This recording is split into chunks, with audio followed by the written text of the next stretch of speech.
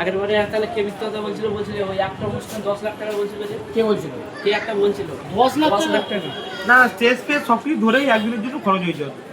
তাহলে সেরকম তো চেষ্টা করছে কাটে